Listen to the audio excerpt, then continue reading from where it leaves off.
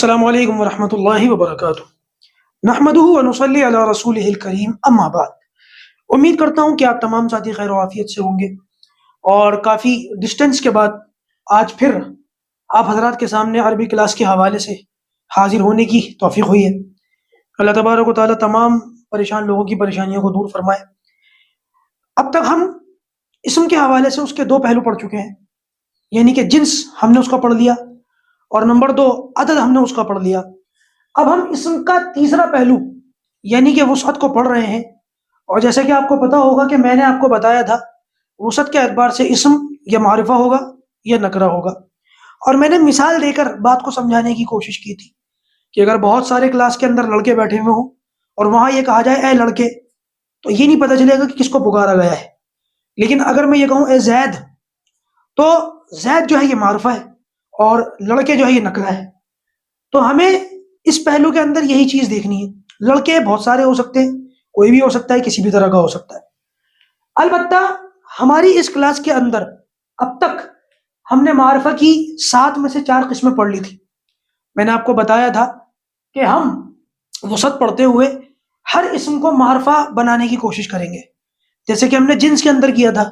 ہر اسم کو ہم مؤنث کے چارٹ کے اندر تلاش کر کے اس کو مؤنث بنا کر دیکھیں گے کہ وہ مؤنث ہے یا نہیں ہے۔ اگر نہیں ہے تو ٹھیک ہے، اس کو سیدھا سیدھا مذکر سمجھا جائے گا، ورنہ مؤنث کی کچھ علامتیں ہم دیکھ لیں گے، اس سے وہ مؤنث ثابت ہو جائے گا۔ اسی طریقے سے ہم ہر اسم کو نکرہ سمجھیں گے جب تک کہ ہم اس کو معرفہ ثابت نہ کر دیں۔ اور وسعت کے اعتبار سے اسم معرفہ کی جو ہے نا، ہم نے 4 قسمیں پڑھ لی۔ معرفہ کی پہلی قسم اسم علم ہے، یعنی کہ جو ہمارے یہاں اصل نام سمجھے جاتے ہیں اس کو اسم علم کہتے ہیں۔ اور باقی معرفہ کی جو 3 قسمیں ہیں ان کا تعلق ضمائر کے ساتھ ہے۔ میں نے آپ کو بتایا تھا کہ معرفہ کی 7 اقسام ہیں، جیسے کہ یہاں پر لکھا ہوا بھی ہے۔ تو معرفہ کی 7 میں سے ہم نے 4 پڑھ لی، آج ہم باقی کی 3 پڑھیں گے، اور 3 تو شاید پوری نہ پڑھیں ہم۔ ایک قسم میں ضرور بھی ضرور چھوڑ دوں گا، کیونکہ اس کو پڑھنا آج کے سبق میں تو پاسبل نہیں ہے، کبھی کسی سبق میں آگے آنے والے وقت میں انشاءاللہ اس کو بھی پورا کریں گے۔ فی الحال جو ہم نے 4 قسمیں پڑھی ہیں معرفہ کی، اس کے حساب سے میں آپ کے سامنے ایک نام لکھتا ہوں، اور اس نام کو آپ پہچاننے کی کوشش کریں کہ وہ معرفہ یا نکرہ ہے۔ مثال کے طور پر ایک نام آتا ہے ولد۔ اب ولد مانے لڑکا۔ اب اگر میں آپ سے پوچھوں کہ معرفہ یا نکرہ، تو آپ سوچیں گے بھائی یہ تو نکرہ ہونا چاہیے، لیکن اگر میں پوچھوں کہ کیوں ہونا چاہیے، تو یہاں پر پھر بہت سارے لوگ اپنی اپنی سوچنا شروع کر دیں گے، کیونکہ عربی پڑھتے ہوئے بعض مرتبہ طلبہ اپنا دماغ ضرور چلاتے ہیں۔ حالانکہ دماغ چلانا عقل مندی کی نشانی ہے، میں یہ نہیں کہہ رہا نہیں چلانا چاہیے، سوچ بوجھ نہیں کرنی چاہیے، لیکن اس کلاس کے اندر آپ دائیں بائیں نہ جائیں، ادھر ادھر نہ جائیں۔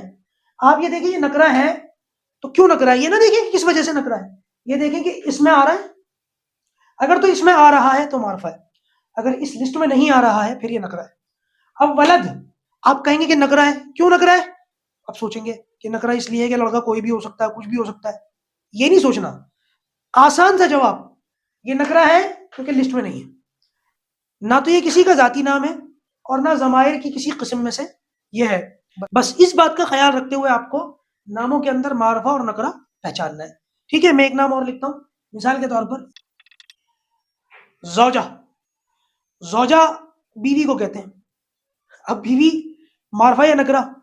تو اب یہ مت سوچنا کون بیوی، کس کی بیوی، میں تو کنوارا ہوں، ٹھیک ہے۔ بس یہ دیکھیں زوجہ بیوی نکرہ ہے، کیوں؟ کیونکہ لسٹ میں نہیں ہے۔ وہ مت سوچیں کہ کس کی بیوی، کون سی بیوی، کتنی بیوی۔ تو بس اس چیز کے حساب سے آپ کو معرفہ اور نکرہ کی شناخت کرنی ہے۔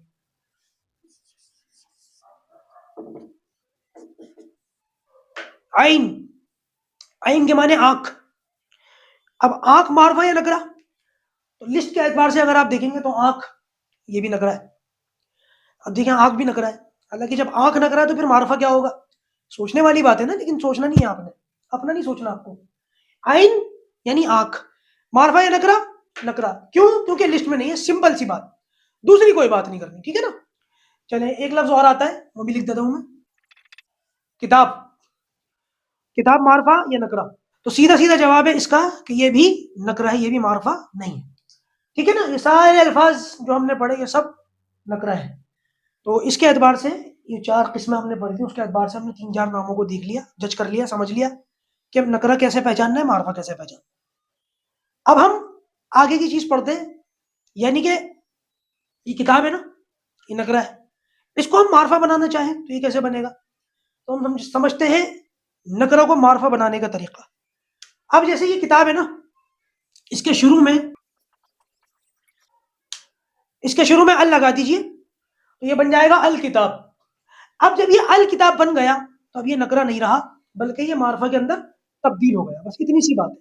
تو یہ ہے جی نکرہ کو معرفہ بنانے کا طریقہ، یعنی کہ کسی بھی لفظ کے شروع میں اگر آپ ال لگا دیں تو وہ معرفہ بن جاتا ہے۔ تو معرفہ کی ہمارے سامنے پانچویں قسم آ گئی، معرف باللام، یعنی کہ لام کے ذریعے سے پہچانا گیا۔ تو کسی بھی لفظ کے شروع میں اگر ال لگا دیں تو وہ معرفہ بن جاتا ہے، اور معرفہ کی پانچویں قسم یعنی کہ معرف باللام کے اندر اس کا شمار ہوتا ہے۔ مسلم، اب ہمارے اس چارٹ کے حساب سے تو مسلم کیونکہ ایک نکرہ نام ہے، لیکن اگر میں اس کے سامنے لگا دوں ال، اب یہ ہو گیا معرفہ المسلم، ٹھیک ہے؟ تو ال لگا دینے سے نکرہ جو ہے وہ معرفہ کے اندر تبدیل ہو جاتا ہے۔ یہ ہے معرف باللام، یعنی کہ معرفہ کی پانچویں قسم، معرف باللام، یعنی جس کے آگے الف اور لام لگ جائے تو وہ بھی معرفہ ہوتا ہے، ٹھیک ہے؟ اب ہم دیکھتے ہیں چھٹی قسم۔ اب یہ چھٹی قسم ہے نا، یہ وہی ہے جس کی میں سبق کے اندر بات کر رہا تھا کہ اس کو ابھی ہم نہیں پڑھیں گے، لیکن ہم نے یہاں نمبر لگا لیا، اور آپ بھی اپنی نوٹ بک کے اندر نمبر کھینچ لیجئے گا، آگے کچھ مت لکھیے گا۔ اگر میں سیدھا 6 پڑھا کر کے 7 چھوڑ دیتا تو بھی وہ چھوٹا کا چھوٹا رہ جاتا، اس لیے میں نے 6 چھوڑ دیا ہے، 7 کو اب پڑھیں گے ہم۔ 7 ہے، 7 کیا ہے یہ بھی دیکھ لیں۔ جیسے ہم نے کسی نام کے شروع میں ال لگایا، ویسے اگر ہم کسی نام کے آگے یا لگا دیں، یا، تو نکرہ معرفہ بن جائے گا۔ جیسے کہ ولد، اب یہ وہی ولد ہے جو اوپر آیا تھا، ٹھیک ہے؟ اسی کے ساتھ اگر ہم یا لگا دیں، یا ولد، اے لڑکے، تو یہ بھی معرفہ بن جائے گا، یا ولد۔ لیکن یہ بات یاد رکھیں کہ قرآن مجید میں یا حدیث میں یا کہیں بھی یا اللہ جو کہا جاتا ہے تو اس کا یہ مطلب نہیں ہے معاذ اللہ کہ اللہ پہلے نکرہ تھا اور یا لگانے سے وہ اللہ بنا۔ اللہ اللہ ہے بھائی، اللہ تعالیٰ کا اسم ذاتی ہے، وہ معرفہ ہی ہے، ٹھیک ہے؟ اس کا معاملہ نہیں ہے۔ تو یا ولد یعنی کسی نام کے آگے اگر یا لگ جائے تو وہ بھی معرفہ بن جاتا ہے۔ اسی طریقے سے قرآن مجید میں آتا ہے یا نارو، نارو، نارو کہتے ہیں آگ کو، اور قرآن مجید میں آتا ہے یا نارو کونی بردم و سلام علی ابراہیم، کہ ابراہیم علیہ السلام پر ٹھنڈی ہو جا، سلامتی کے ساتھ ٹھنڈی ہو جا۔ تو سلام کا لفظ جو ہے بعد میں آیا، یا نارو کونی بردا، ابراہیم پر ٹھنڈی ہو جا۔ اتنی طاقت کے ساتھ یہ حکم آیا اللہ تعالیٰ کی طرف سے کہ ابراہیم علیہ السلام کو چھینک آ گئی۔ آگ کی خاصیت جلانا ہے، لیکن اللہ تعالیٰ کا حکم دیکھیں کہ آگ اپنی خاصیت ہی ختم کر گئی، اور اتنی ٹھنڈی ہو گئی کہ چھینک آ گئی۔ تو وسلامہ، دوسرا حکم آیا سلامتی کے ساتھ ٹھنڈی ہو، اتنی ٹھنڈی مت ہو کہ میرے خلیل کو جو ہے وہ تکلیف ہو۔ تو یا نارو، تو یہ جو یہ نا پیش ہم نے ہٹا دیا اس کا، یا نار، یہ بھی معرفہ ہے، ٹھیک ہے؟ تو 7ویں قسم ہوئی اس کی معرف بالندا، معرف باللام یعنی الف لام کے ذریعے سے معرفہ بنایا گیا، اور معرف بالندا یعنی یا کے ذریعے سے معرفہ بنایا گیا۔ کسی لفظ کے شروع میں ال لگا دو تو بھی وہ معرفہ بن جاتا ہے، اور کسی کے شروع میں یا لگا دو تو بھی وہ معرفہ بن جاتا ہے۔ اگلی کلاس کے اندر ہم انشاءاللہ یہ جو ال ہے نا، الف لام، اس کے حوالے سے پڑھیں گے، اور اس کے حوالے سے بہت ساری باتیں پہلے اس کو کلیئر کریں گے۔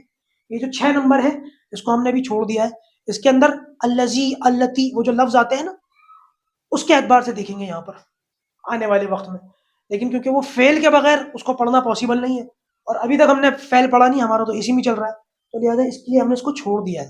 آپ بھی اپنی نوٹ بک میں یہ جگہ چھوڑ دینا، پھر جب انشاءاللہ ہم فعل پڑھتے ہوئے اس کو دیکھیں گے تب انشاءاللہ عز و جل معرفہ کا ہمارا جو پورا چارٹ ہے وہ مکمل ہو جائے گا۔ فی الحال اگلے کلاس کے اندر ہم بات یہاں سے شروع کریں گے۔ اللہ تبارک و تعالی ہم سب کے لیے عربی زبان کا سیکھنا آسان فرمائے۔ السلام علیکم ورحمۃ اللہ وبرکاتہ۔